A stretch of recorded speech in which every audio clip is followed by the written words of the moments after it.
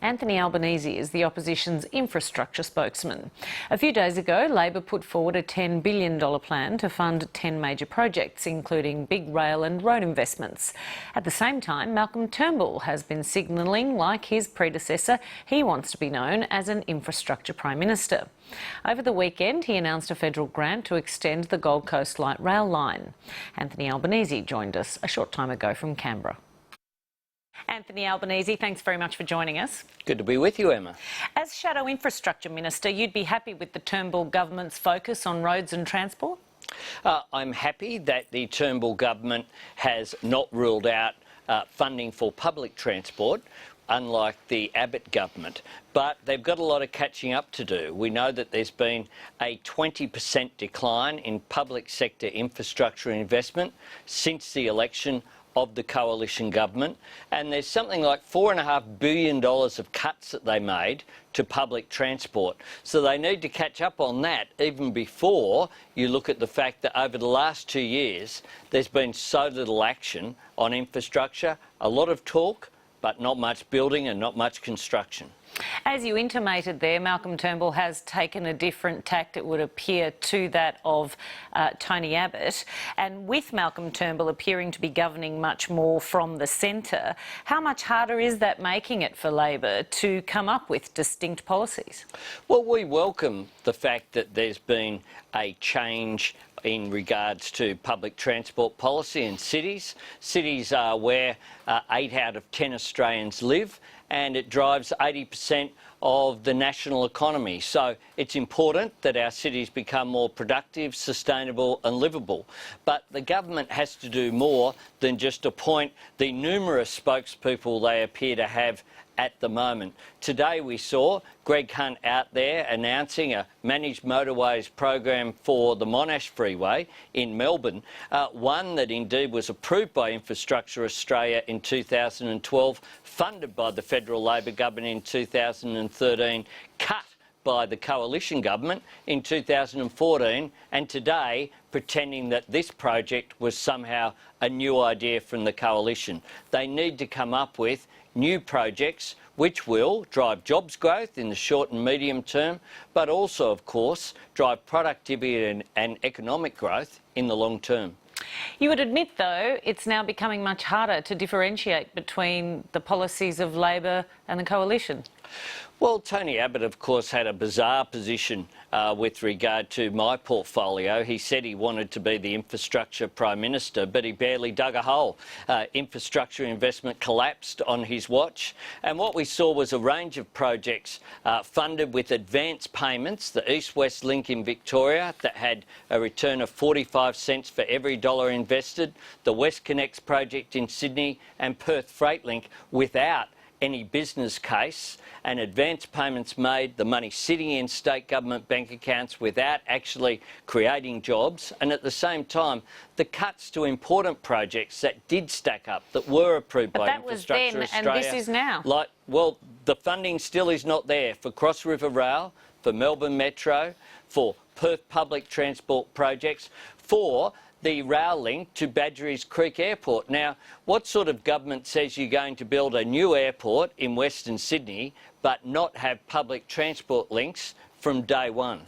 Now, the Royal Commission into Trade Unions today heard from a former executive of the big construction firm Thiess John Holland, who claims that he struck a deal with Bill Shorten when the now opposition leader was the head of the Australian Workers Union. The deal was that the construction firm would make payments to or for an AWU worker for the duration of a Victorian roads project.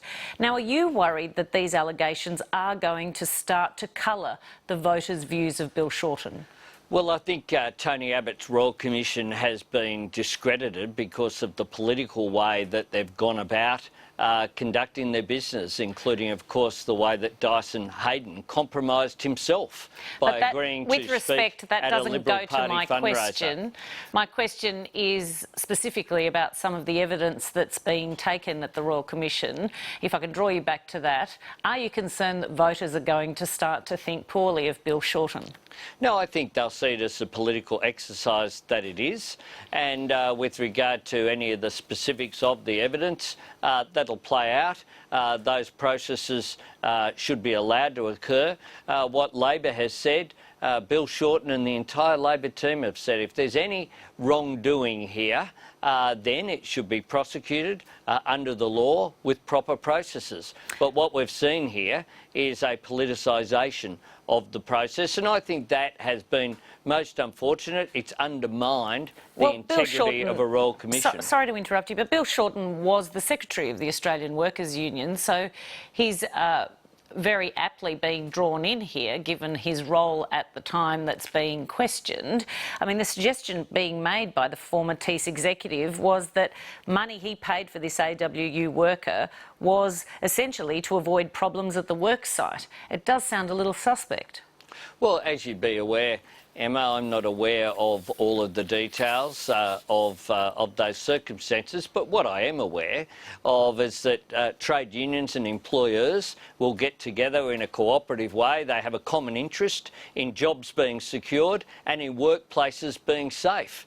So if there are arrangements in place, I'm not commenting on any specific proposal, but it is not unreasonable that employers and employees will get together to make sure that workplace safety is looked after, to make sure that the entire workforce benefits, because there's a common interest here between construction occurring in a way that minimises costs, but in a way also that ensures good outcomes for employees. That's what I want to see industrial relations as, and I think that's what the overwhelming majority of trade union and employers want as well. And there's no doubt that from my knowledge, Bill Shorten was a trade union official who got great respect, not just from his AWU members, but from employers as well, for the way that he conducted himself.